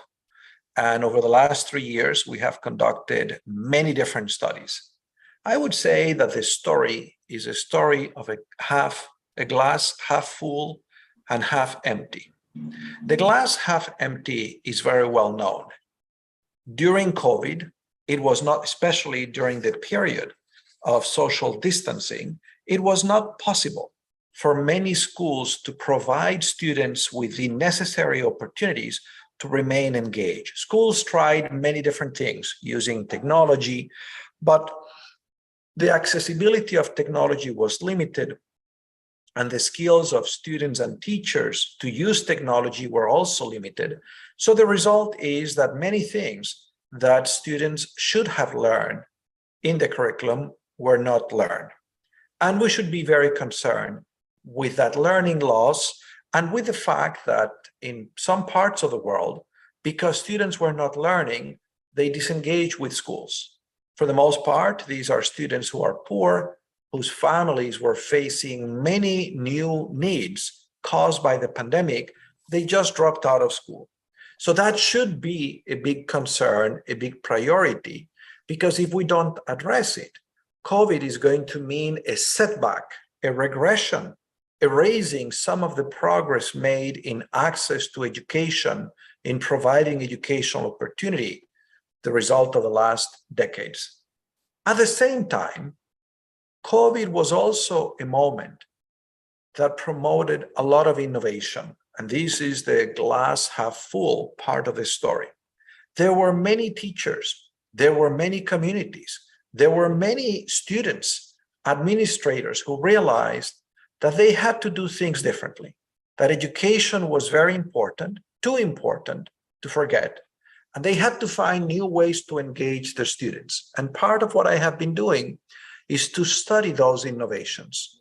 And I have shared some links to publications where those innovations are discussed. It is really remarkable. In a way, we shouldn't be surprised during a time of a global pandemic. It was not possible for many teachers to teach the way they were used to. What we should be surprised about is that during a time of a global pandemic, education was so important to many communities that they made extraordinary efforts to teach in new ways to keep their students engaged. And I think it is very, very important that every school district, every school system takes the time to examine what innovations took place during this pandemic and what can we learn from them? Is there anything useful that we learn that we should continue going forward because of the way in which we develop new pedagogies, new curriculum? For example, in many countries around the world, the emotional well-being of students was not a big priority. But the pandemic made evident that nobody learns very much when they're afraid. And people were afraid of dying. They were seeing people die in their communities. So as a result of that, many educators began simple processes to support the emotional well-being of students. This is wonderful. This is a great innovation that should continue even when we don't have a pandemic. And it doesn't require very complicated things. Many schools began a process where the first thing that a teacher did with her students was to ask, how are you doing? Go around and check in. Have every student say how they were. And when you create a climate in a classroom where the students understand that their teachers care about them as whole people, that they want to know if they are okay, that makes it easier for the students to learn, makes it easier for the students to feel connected to the school. So if I had to highlight, I will place links to those studies so that people can read them. I think it's very much a story of a glass half full and half empty. We should be very aware of the losses so we address them, but we should also be aware of the innovations so that we build on them and we use them to build an education renaissance. Cəfər bəy, deməli, suala cavab olaraq bunları bildirmək istərdim ki, bəli, həqiqətən də martın 2020-ci ilin martında COVID-19 pandemiyası elan olunduğu zaman mən elə həmin dövrdən təhsildə COVID-in təsirlərini araşdırmağa başladım qlobal miqyasda, dünya səviyyəsində. Burada əslində məsələ stəkanın yarı dolu və yaxud da ki, yarı boş olmasıdır. Onun yarı boş olması ilə bağlı bir sıra fikirlər artıq hamıya bəllidir. Yəni, COVID-19 pandemiyasının fəsadları, onun törətdiyi mənfi nəticələr, bunlar bəllidir. Yəni, ilk növbədə bu sosial məsafə, sosial uzaqlaşmadır. Məktəblilər üçün, uşaqlar üçün əyani şəkildə təhsil almaq baxımından imkanlarının olmaması və bu imkanı yəni əyani şəkildə fiziki olaraq təhsil almaq imkanını digər texnoloji vasitələrlə əvəzləmək cəhdləri, bu cəhdlər uğursuz olmuşdur bəzi hallarda. Çünki ya texnologiyalar mümkün olmamışdır, çatımlı olmamışdır, mövcud olmamışdır və yaxud da ki, bu texnologiyalardan faydalanmaq üçün lazımı bilik və bacarıqlar olmamışdır. Digər tərəfdən cəmiyyətin elə sosial təbəqələri olmuşdur ki, onlar imtiyazsız və əlverişsiz şəraitdə yaşadıqlarına görə bu pandemiya onların qarşısında digər problemləri daha da aktual etmişdir, nəinki təhsili. Yəni, təhsildən uzaqlaşma müşahidə olunmuşdur, xüsusilə sosial cəhətdən əlverişsiz ailələrdə. Onlar digər çağırışlar, digər problemlər, çətinliklər nöqtəsindən gəlmək üçün məktəbi artıq 2-ci, 3-cü dərəcəli səviyyəyə keçirmişdilər. Bu da çox təhlükəlidir, çünki COVID-in yaratdığı belə bir yanaşma, məktəbdən uzaqlaşma məsələsini həll etmək lazımdır. COVID gedəndən sonra da bu uşaqların, ailələrin məktəbə geri qaytarılması, onların yenidən məktəbə cəlb olması olduqca önəmlidir.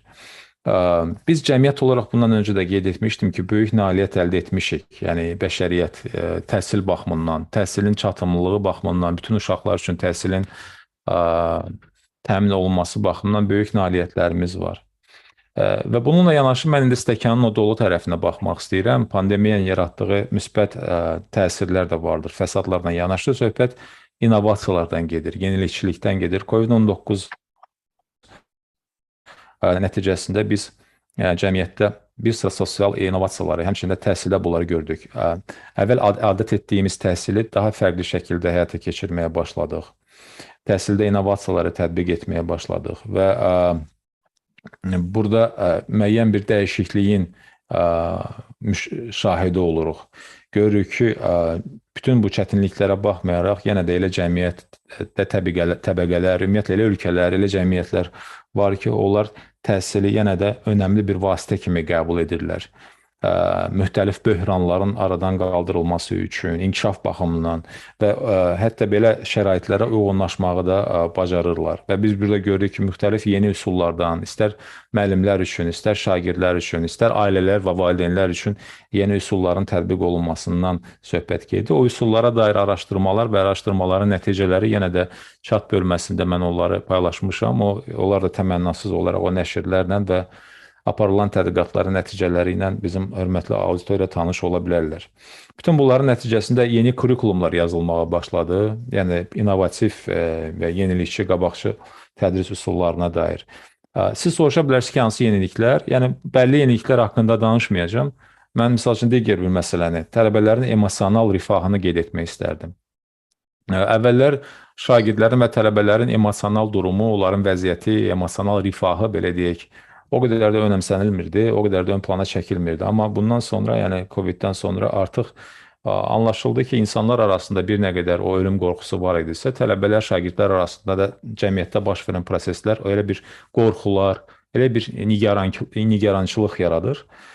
Təbii ki, istənilən şəraitdə, istənilən cəmiyyətdə tələbələrin emosional rifahı önəmlidir kimi belə bir anlayış artıq formalaşmağa başladı və indiyə kimi də tətbiq olunur. Bu da COVID-19-un gətirdiyi o müsbət, mən deyərdim ki, bir nəticədir. Cənab Reimers hazırda bizim Azərbaycanın tanınmış professorlarından Şahlar Əsgərov izləyir. Qeyd edim ki, Şahlar Əsgərovun elmi nailiyyətləri həm də NASA-da istifadə olunur. Şahlar müəllim belə bir sual qeyd edib. Ümumiyyətlə, hörmətli professor sizi salamlayır və qeyd edir ki, 1962-ci ildə ABŞ sosial qarşıdurması zamanı deməli Vasili Arxipov hərbiçi nüvə knopkasını basmaqdan imtina etdi. Mən onu bir nömrəli qlobal vətəndaş sayıram. Seçimim düzdürmü? Well, Professor Reimers, amongst distinguished audience that follow us on live on Facebook, we have also the scholar Professor Shahlar Askarov, whose works are used by NASA, by the way. He is well known, and he has the question. He said in 1962, during the social confrontation in the United States, there was a military personnel who refused to push the button of the deadly weapon launching device in the United States. I'm not sure whether this fact is known to you or not, but in my view, says the Professor Askarov, that is the global, I would say, global citizen kind of heroic manner, or the gesture, or the deed, which is at the level of the global citizen. What do you think about it?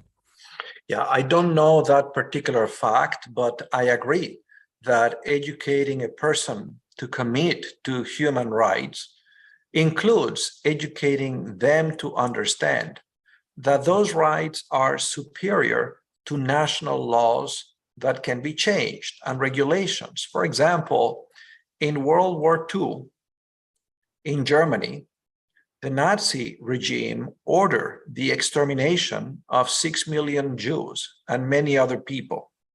And that was the law.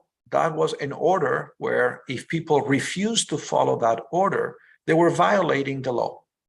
But there were many individuals who, in different ways, helped children and adults survive what was clearly an immoral law, an unethical law.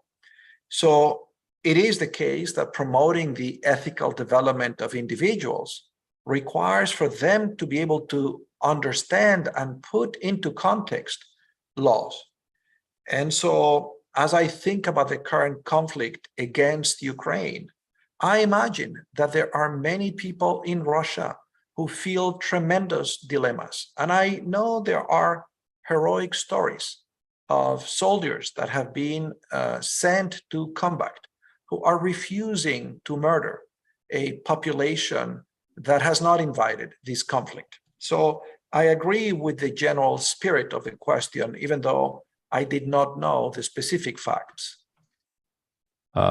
Şahlar müəllim Əsgərovun qeyd etdiyi faktla şəxsən tanış olmasam da 1962-ci ilə aid edilən o faktla şəxsən tanış olmasam da, amma orada ehtiva olunan, orada səslənən o fikir həqiqətən də mənim tərəfimdən də mən onu olduqca təqdir edirəm. Bəli, milli qanunlar, yəni ölkə qanunları və ölkə rejimindən asılı olmayaraq qlobal vətəndaşlıq və bəşəri yanaşma, insani yanaşma olduqca önəmlidir. Biz bunun təzahürlərini 2-ci Dünya müharibəsi zamanında gördük. Almaniyanın nasist rejiminin Yahudi əhalinin, 6 milyon Yahudi əhalinin ölkədən çıxarılması və qətl edilməsi ilə bağlı həyata keçirdiyi siyasətə qarşı çıxan bir çox fərdlər və bir çox adi vətəndaşlar olmuşdur ki, onlar da öz mənəvi və ya mən deyərdim ki, əxlaqi davranışını nümayiş etdirdilər və uşaqları və həmçinin də böyükləri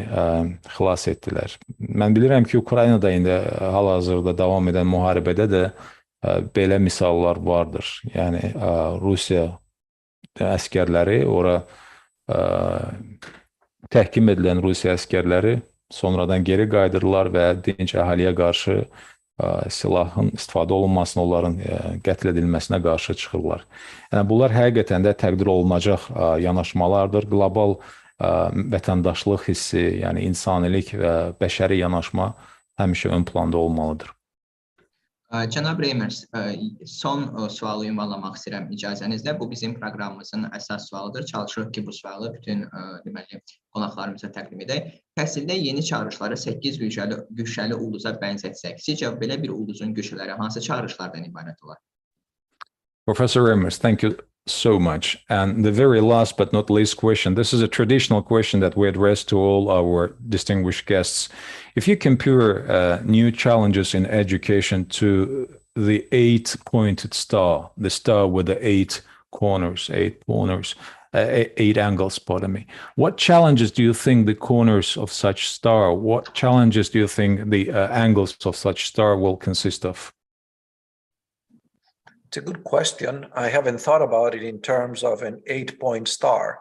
But the first challenge, I would say, is the challenge of relevance. How do we make sure that what students learn helps them understand the world in which they live and helps them improve that world? We've talked a lot about that in this interview. The second related challenge is the challenge of equipping teachers to actually make an education that is relevant, the challenge of teacher support, and actually of reimagining the teaching profession.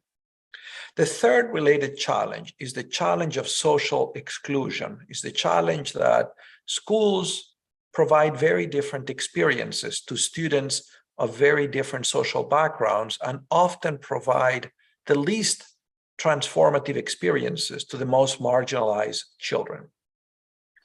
The other challenge is the challenge of school organization and the organization of the school system, which does not sufficiently promote professionalism. The fifth challenge related to organization is the challenge of how to make schools places where teachers are continuously learning and innovating. How do we make systems learning organizations? The sixth related challenge, of course, is the challenge of society's support for education. To what extent are schools valued by society so that there is adequate funding, adequate support for schools? So those are the 6 points I can think about. I'm sure that I could think about 2 others. I guess another challenge is the challenge of finding specific ways to improve schools that begin where people are. I think that educational change is more likely to result from the local actors taking responsibility for improvement than from any grand design that comes from outside the school telling people what they should do. So this is a challenge. It's related to the school as an organization. It's the challenge of empowerment, of everybody being empowered to take responsibility and to be co-creators of a transformation of education, of the culture of education.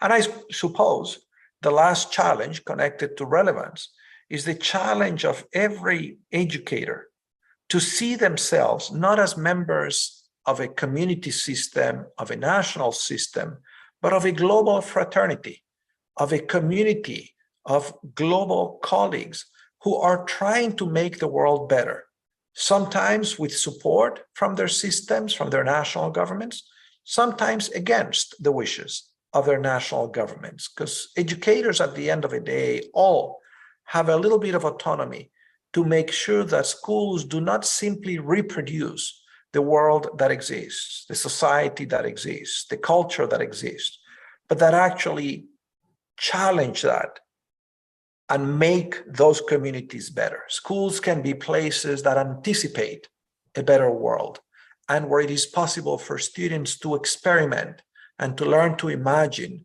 what that better world could be. And I think it's wonderful when teachers can do that with the support and within the context of a national curriculum. But it's also important for teachers to understand that they can do that even when they lack such support. I guess those would be the 8 points of your 8-point star. 8 güşəli sual, olduqca maraqlı sualdır Cəfər bəy. O barədə heç düşünməmişdim, amma bir haldakı sual səsləndi, yəni gəlin bunu düşünək. Çağırışlar nə ola bilər? Dərhal ağlıma gələn səsləndirdiyim məsələ aktuallıqdır. Yəni, tədris olunan məsələlərin qlobal miqyasda mövcud olan gündəlikdəki o problemlərlə uzlaşması. Yəni, mütləq olaraq vacibdir ki, kurikulumda, tədris olunan proqramda dünya səviyyəsində aktual olan, relevant olan məsələlər də özü əksini tapsın. İkinci məsələ, bu aktual kurikulumun tədris olunması üçün müəllimlərin silahlandırılması, yəni müəllimlərin təmin olunması, belə deyək, lazımi vasitələrlə, əyani vəsaitlərlə, bilik və inkişaf təkmilləşdirmə imkanları ilə təmin olunması. Üçüncü, burada vacib olan məsələ və bu çağırış bir problemdir. Bu da sosial təcrid etmədir. Təəssüf ki, məktəblərdə hələ də cəmiyyətdə mövcud olan sosial bərabərsizlik yüz görür ki, məktəblərdə daha açıq şəkildə, daha çılpaq şəkildə görsənir. Xüsusilə əgər biz marjinallaşmış, yəni ki, əlverişsiz olan sosial təbəqələrin övladları haqqında danışırıqsa, onların məktəbdə də yenə də bu sosial təcrid olmuş şəkildə olmasıdır. Bunların aradan qaldırılması vacibdir. Dördüncü, çox vacibdir ki, biz məktəbləri müəllimlər üçün də inkişaf edən və müəllimlərin təkmilləşməsi üçün də bir təhsil ocağı kimi görək. Yəni, məktəblər tək şagird və tələbələrin təhsil alması üçün deyil, həmçində müəllimlərin də inkişaf etməsi, təkmilləşməsi üçün də bir təhsil müəssisəsi olsun. Digər bir məsələ odur ki, bizdə məktəbə yanaşma sistemli olmalıdır. Bu, biz tək məktəb hüdudlarında deyil, ümumiyyətlə bütün təhsil sistemi daxilində təşviq və inkişaf etdirməliyik. 6-cı, cəmiyyətin dəstəyini qeyd etmək istərdim. Bu çox vacibdir ki, təhsilə dəstək bütün cəmiyyət tərəfindən, icmalar tərəfindən təmin olunsun. Tək məktəbin və yaxud da ki, təhsil müəssisəsinin səlahiyyəti kimi görsənməsin. Bu qədər 7-8-i də əgər əlavə etsək, mən burada maliyyələşməni qeyd edərdim. Çox vacibdir ki, lazımi maliyyə imkanları təmin olunsun və gücləndirilmə. Yəni, cəmiyyətin bütün üzvləri, həmçinin tələbələr, şagirdlər, müəllimlər, valideynlər, təbii ki, hər şey məktəbdən başlayır. Onlar cəmiyyətə məhz belə səlahiyyətli, güclü, öz hüquqlarını və digər insanların hüquqlarını tanıyan və hörmət edən məzunlar yetişdirsinlər.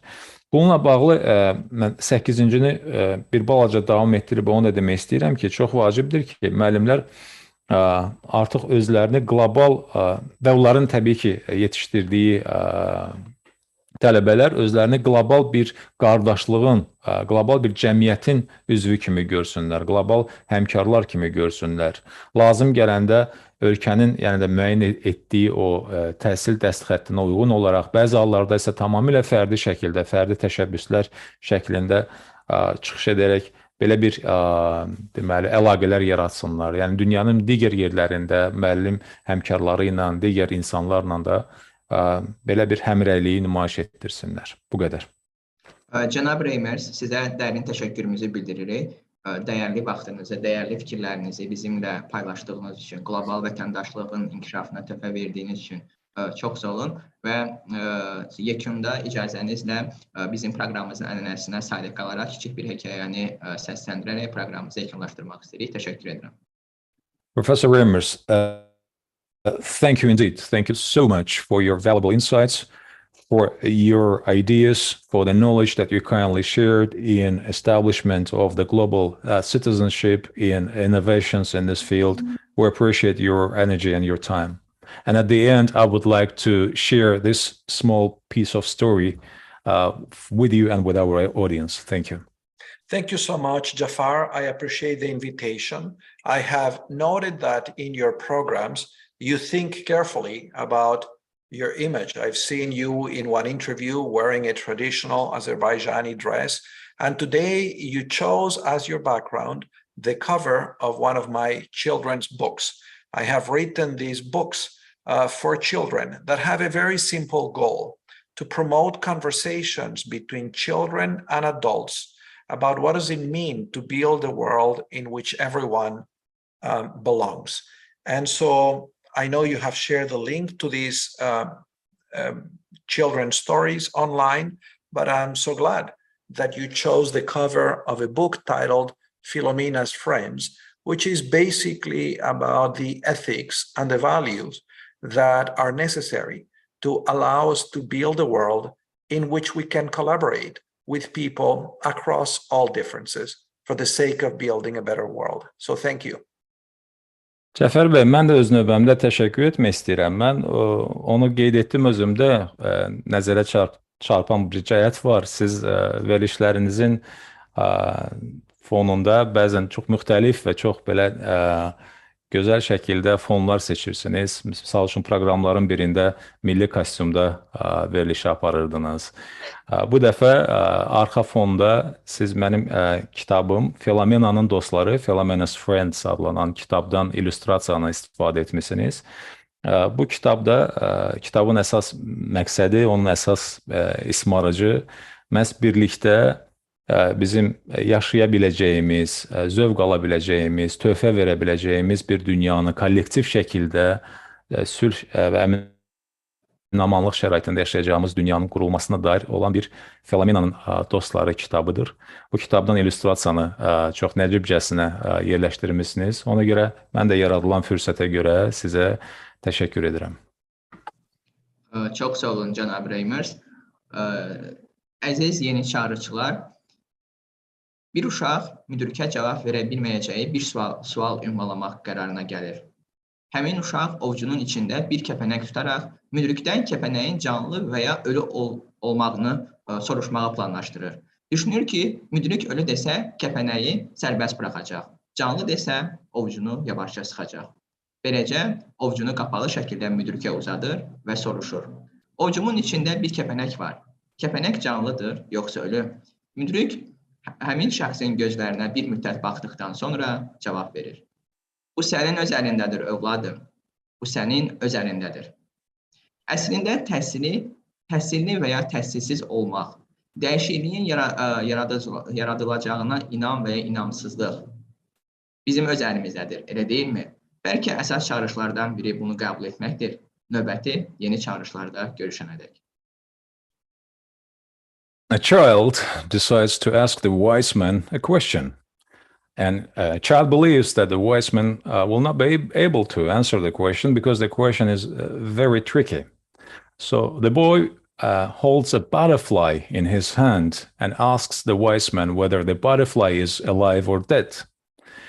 And it is thought that if the wise man says dead, he will release the butterfly. If he says alive, then he will gently squeeze his palm and will kill the butterfly. Thus, he extends his closed palm to the wise man and asks, "There is a butterfly in my palm. Is the butterfly alive or dead?" After looking into the eyes of the child for a while, the wise man answers, "It's all in your hands, my child. It's all in your own hands." In fact, being educated or uneducated, believing or not believing that change will be created is up to us. It is in our hands. Perhaps this is one of the main challenges to consider. Thank you for your attention. Thank you.